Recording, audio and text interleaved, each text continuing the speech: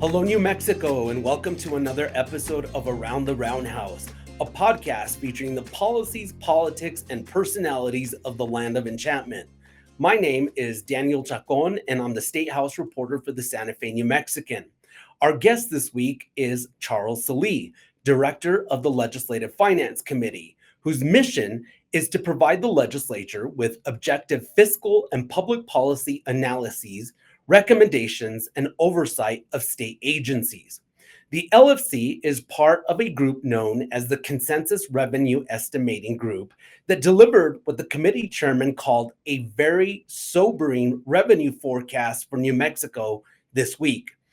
Estimates of recurring revenue for the current budget year have been revised down by nearly $323 million from an August forecast and are 1.6% less than generated in fiscal year 2025. Mr. Sallee is going to help us understand why. Charles, thank you for joining us today. Thanks for having me. Before we jump into the latest revenue projections, tell us about your educational and professional background. If I'm not mistaken, you grew up in Las Cruces. I did, and I graduated with my undergraduate degree from New Mexico State University and graduate degree in social work administration from Texas State University. I practiced social work for a couple of years and with the intent of going in and doing public program administration, and landed a pretty interesting practicum in the Texas legislature and got hooked on working for a legislature. So I worked down in Austin for about 4.5 years before returning to New Mexico, and I've been at the LFC for the past 20, doing program evaluation work. I was deputy director over our award-winning program evaluation unit.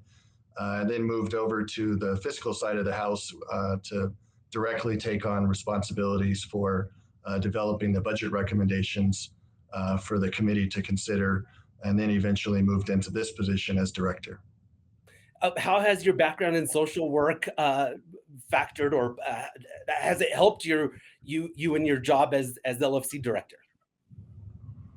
Well, it helps me even when we do program evaluation work to get out on the ground to see how things are actually impacting New Mexicans, to talk with frontline caseworkers if we can, to talk to people who are using services to understand what's working, what's not, and how do we improve. And so that background's been useful in a number of areas, particularly behavioral health, working with people with developmental disabilities, and working in a nursing home as well. You've been the LFC director since late 2023, which is when you took the position on a full-time basis. What's been the most rewarding aspect of the job, and what's been the most challenging? Well, one of the most rewarding is we've got a fantastic team of analysts and evaluators and support staff that are working on behalf of New Mexico to try to make our state a better place. Every day, there's an idea a minute expectation that we have working in this organization. I tell my staff, I don't want you to stay in your lane. I want you to help solve problems. So if you're the ed analyst, you should be talking to other analysts about how to solve problems and how to advise the legislature on mechanisms to do that, whether through the budget or through other legislation.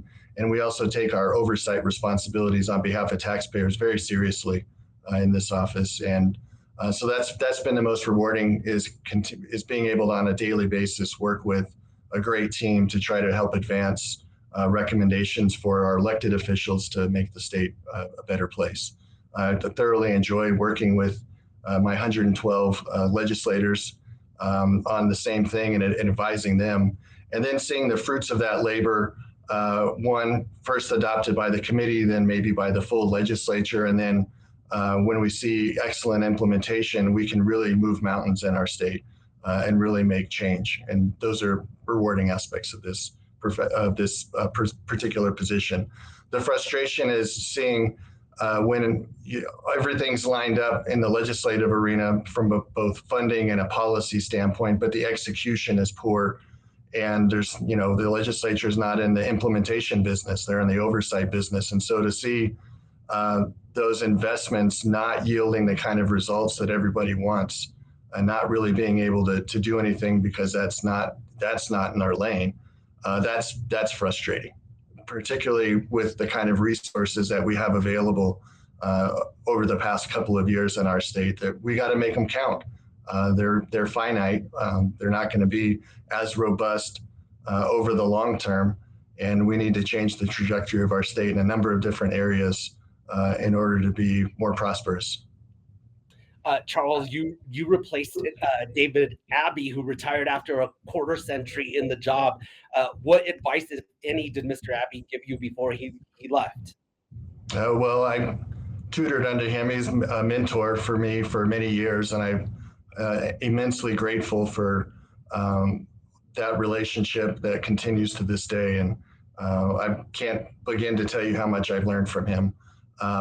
But he was a great mentor and continues to be that today. I do have to go back to something that you mentioned about your program evaluators, your analysts. You have a very talented staff, and I've seen it firsthand.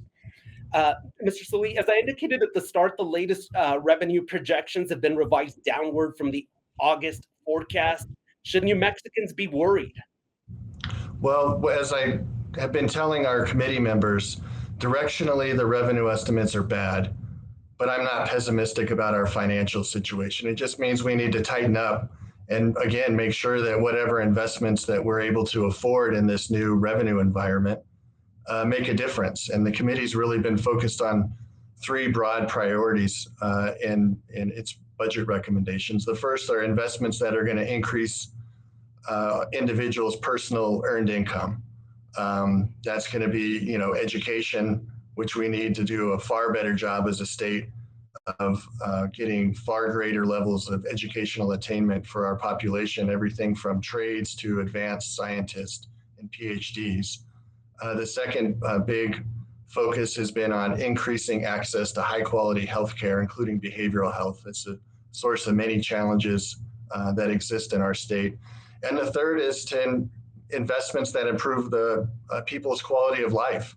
That's everything from the basics of clean drinking water, safe neighborhoods, but it can also be nice amenities that we can afford to invest in, whereas maybe in the past we couldn't. A good example of that are some appropriations the legislature's been making for recreation, regional quality of life grants, where you see new parks in rural communities that never had nice amenities and parks. You see Dimming, a retirement community, create a new lake with playscapes for kids and parks for families around it.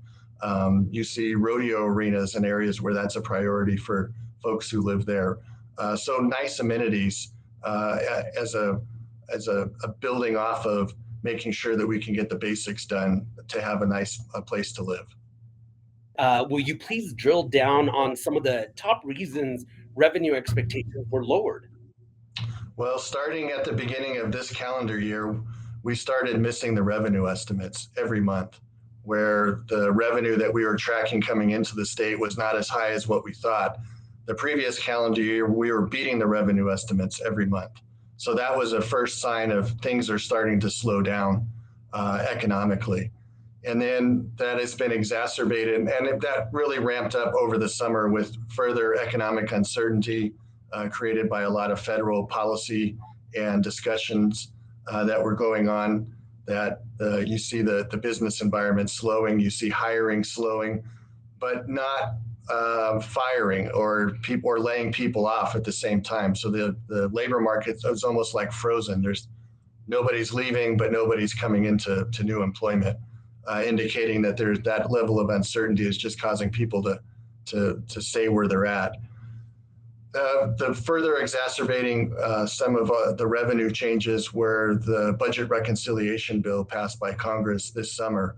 The vast majority of those quote unquote tax cuts already occurred back in 2017, and all Congress did was extend them by law. So people won't see necessarily a change in how much taxes they're going to pay for the vast majority of things that were paid in 2017. Now, there were some new tax code changes that will come on. Some of them are temporary, like the exempting certain tips from income taxes, as an example, or used car loan interest. Those aren't hugely detrimental to our finances. There's a number of different taxes at the state level that are linked to federal policy. A good example of that is the standard deduction that you can take on your income taxes, so Congress increased how much that standard deduction would be. That causes our standard deduction to go up, which then causes the amount of personal income taxes that individuals will pay both federally and to the state will be less. The biggest impact were new types of tax code changes for businesses. And that's where we're seeing a drag on our corporate income taxes in particular.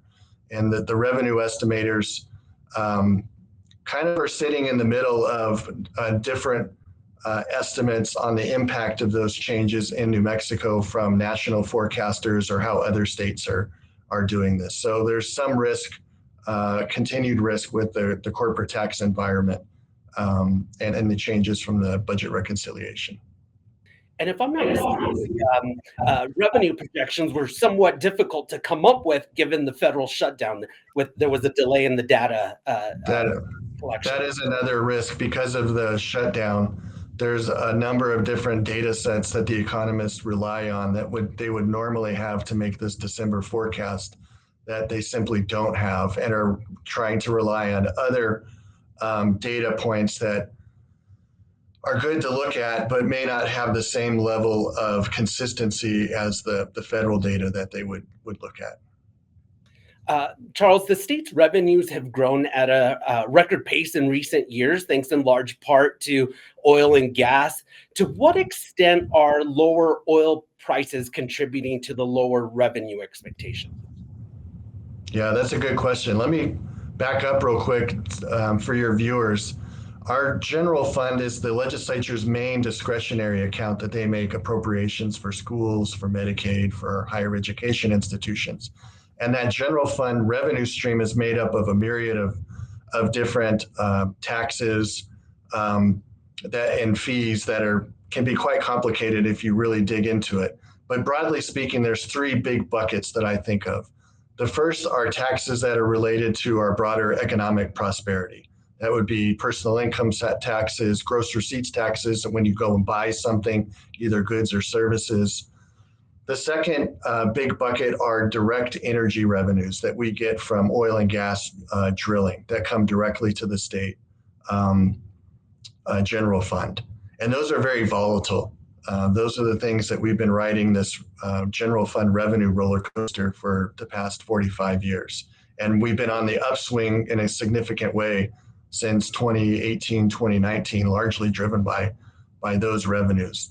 The third big bucket is our investment income, where we get money from large and growing permanent funds, trust funds, that spin off whatever their average balance is over a 5-year period. They'll spin off a little less than 5% will come back into the general fund. That is a very stable revenue source to have.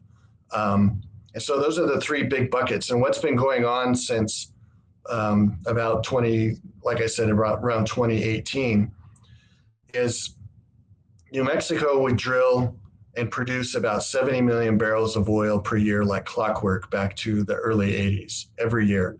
And so you might ask, well, what was driving the big spikes in oil revenue and then the bust when that oil revenue disappeared?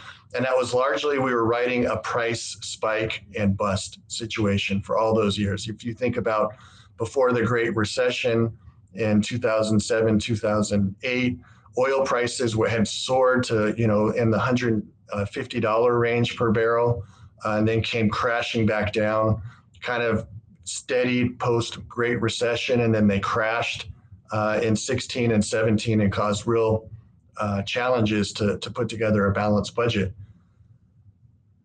Those revenues have been stabilized because the legislature has taken all of the strength, sort of the excess amount that's being produced from those direct energy sources, and they've put them into new trust funds, and they put them into our biggest one called the Severance Tax Permanent Fund.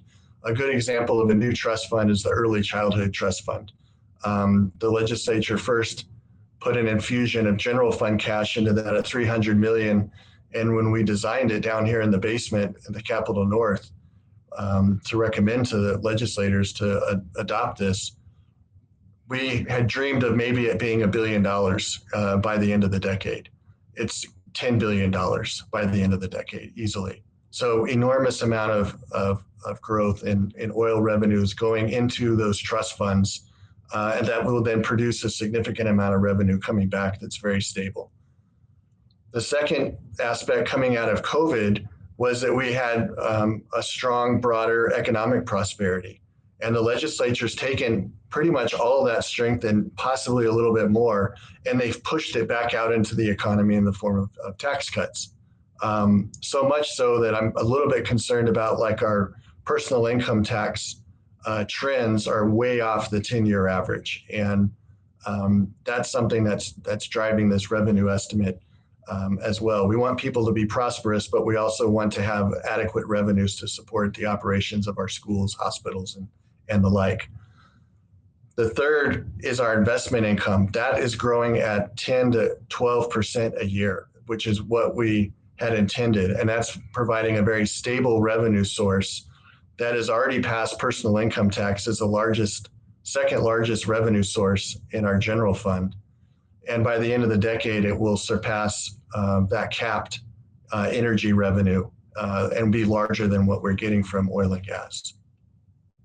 What are the predictions going forward on the price per barrel? For next year, $57. And that strength or that weakness that we're experiencing now, last year we were getting $69 a barrel. So that weakness is important because before we had this trust fund strategy, the general fund would have felt that weakness significantly. And in this revenue estimate, it feels it from changes in potential amount of drilling activity, changes in corporate income taxes, and whether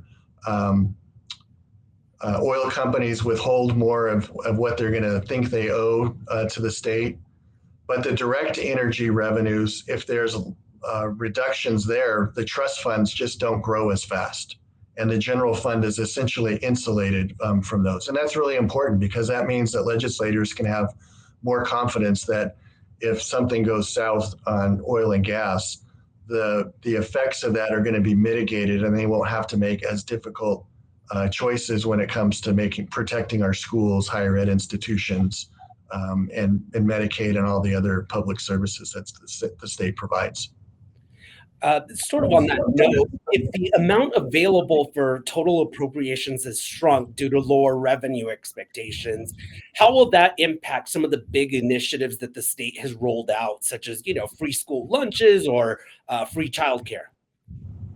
Yeah, so one of the odd things that's happened over this past year, because the revenue has weakened so much, we have less money in our savings account going into the session than what we normally do. And you combine that with the needed spending on all the emergency orders that the governor has issued over the past year, and to this date, it's about $380 million. That's further eroded our current savings account that's available for usually non-recurring kinds of things. So the strategy and what the revenue estimate is saying is the legislature's been spending next year's revenue on both recurring cost of opening the doors of schools, but also non-recurring items such as cash financing, capital outlay, instead of taking out debt. And the shrinking of that amount in this new revenue estimate means that you're going to have more prioritization. The more you spend on recurring expenses, such as universal childcare, the less you can spend on other potential priorities that would be on a non-recurring basis. We're just hearing from the University Health Sciences Center an opportunity to double the size of our medical education programs through a new building at the corner of Lomas and University to give us one of the biggest and best medical schools in the Southwest, if not the country. That's a one-time investment capital that if we grow the budget too fast, something's got to give. And so there's other kinds of non-recurring things that may need to be not as prioritized as much as if we had that extra 300 that we thought we were going to have in August. And so what is the plan going forward for the savings account that has been depleted? It's going to need to fill back up next year. There wasn't enough in our checking account for all of the appropriations that the legislature made for the last fiscal year, 25. And so the legislature had to take money out of our savings account to hold those harvests, and they did that during the special session. There's not much room to keep doing that with how much is in our current savings account, and it's going to need to refrain from spending some of next year's revenue and building up our reserves to be true actual reserves.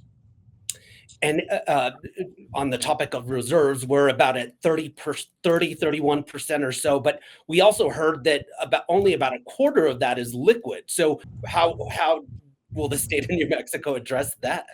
So that's where we have the biggest portion of our reserves is in what's called the tax stabilization reserve. I think of it as a rainy day fund where you can't just go into it and spend willy-nilly. There's got to be a governor's declaration that there's a fiscal emergency. There's 2/3 votes requirement, so it's not easily accessible to get into. There's another reserve account, and this is our main savings account called the operating reserve. That's the one that's running on fumes with only about 134 million. And then the legislature has used a couple of other more restrictive accounts and said these count as reserves in case we run out of money in the operating reserve. And that's a fund that was created to fund multi-year pilot programs before moving those types of interventions into the regular recurring budget. That's been counted as reserves. And then the legislature created a new behavioral health trust fund, and for 2 years that's counted as reserves. Once you remove the pilot program funding, that's how we'll need to build up to have a true savings account that you can more easily access or provide a buffer if revenues don't come in. Okay. During the Revenue Estimating Group's presentation to lawmakers, the LFC's chief economist said the state is still well prepared to handle these worsening economic conditions. Why is New Mexico in a better position than other states? Because of these trust funds? The trust funds help. The legislature's been using this surplus in a way where it hasn't overspent either through the tax code by doing too much in tax cuts like some other states did, where they did big tax code changes and then they did even bigger spending increases. And then when their revenues started falling off as the economy slowed down, they're underwater. And we've had the advantage of the fact that frankly, oil and gas revenues have provided an even bigger buffer than what those other states have. And the legislature has been very judicious in how it's used those revenues for things like supplementing road funding, for, again, paying for other capital outlay projects with cash rather than taking out debt. And that allows it's a buffer with these revenues coming down. It just means we don't get to spend as much on those types of items and need to prioritize what's truly needed for the next fiscal year on a non-recurring basis. Every time that the revenue projections are released, one of the big numbers or one of the topics that everyone wants to hear is total new money. For our viewers and listeners, help us understand what total new money means and how that money can be used. Yeah, so that calculation has evolved through this oil boom, where we used to focus just on how much is going to be coming into the state's coffers next year, and is that above or below how much was appropriated in the regular recurring budget, on like school teacher salaries. And that's how much you had to either spend in the budget or to spend through the tax code. And the legislature would usually try to spend all of it one way or another. But then the revenues were coming in at such a huge clip, and the legislature was pushing out big tax cuts, but they weren't spending it all. And they weren't spending it all in the regular budget and using it for non-recurring items. Year after year, they were using it for big, huge non-recurring items. It lost its value in telling you how much money you really have to work with in the next fiscal year. So now the calculation is how much did you spend on both your recurring budget and your non-recurring budget last year? And our revenues are above or below that. And so in August, we thought there was going to be an extra 400 million to spend on both of those types of projects. And now that's been revised down to just about a little bit above 100 million. So that's why directionally it's bad, but I'm not pessimistic because there's still an enormous amount of capacity to do good for New Mexicans. For example, like that, being able to pay for the new medical school as one example, being able to supplement road projects as another option available to legislators, being able to do other kinds of big investments. The other thing the legislature has done is, as we're doing, and Ismail's team, our economist, have been doing longer term forecasting, 40 years, to try to give us some insight. And then we've done longer term budget projections. Where are the pain points over the next 3 to 5 years? For example, if the federal government's changes on SNAP could have a $200 million impact, in the FY28 budget, where we don't get to buy any more services or food for people. We just simply have to kick in $200 million because the feds came up with some arcane new formula. So that's been really good at helping the legislature and the committee do more long-term fiscal planning, which we've never really done before before we started this the last couple of years. And that's got us out of this mindset of how much is available for next year. We're thinking about how much is available through the end of the decade and what kinds of multi-year investments can we make to get better outcomes for New Mexicans. And so the committee was at the beginning of this, and that the legislature at the beginning of this boom was spending, at 10 to 15% recurring budget growth, almost totally unsustainable. And now they've ratcheted that back down to 6 in the current year budget, and there's an opportunity to further ratchet that back down and still be able to take care of many of the things that we need to take care of the state, and provide opportunities to show that agencies can implement new and innovative programs that help New Mexicans on a multi-year pilot basis before moving it into the regular base budget. Charles, this may be a question more for lawmakers, but have you heard any discussions about raising taxes? No. Yeah. You don't think that'll be on the table? I don't see an environment where we need to raise taxes because of this new revenue estimate or because of our fiscal situation. That kind of gets back to my original point. Directionally bad, but we've still got a lot of room to do a lot of really great things for New Mexicans. Okay. The 30-day session is just right around the corner. What is your advice to lawmakers as we again head into the 30-day? Well, my advice has been we got to make sure we fund the basics of state government to make sure it operates. We got to make sure it's operating well.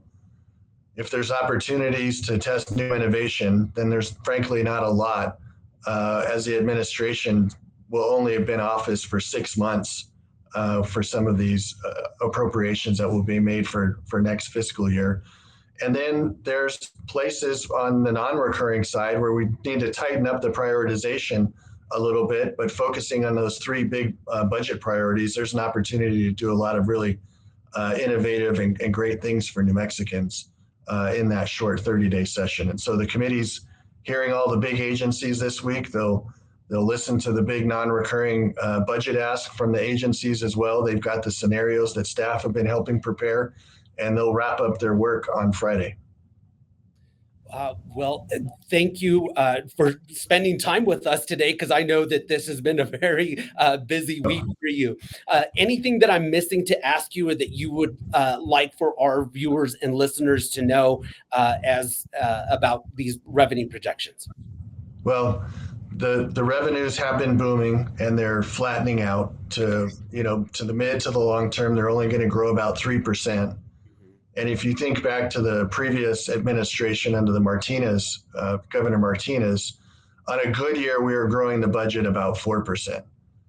So the prospects of painful budgets starting at the end of the decade, more painful, more difficult, not able to do as much stuff, are real unless we make the investments that are made today count to increase people's personal income, to do something on healthcare that's transformative in a way that people don't have to go out of state for medical care, or if you can't even have good enough insurance coverage to do that, you're not getting maybe the kind of care that you need on a timely basis.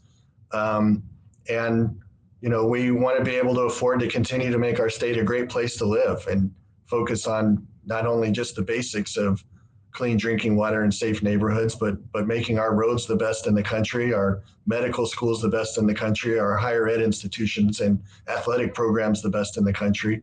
But we got to make sure all of those investments count today to make a brighter future for tomorrow, if those are the things that the people of New Mexico want to fund.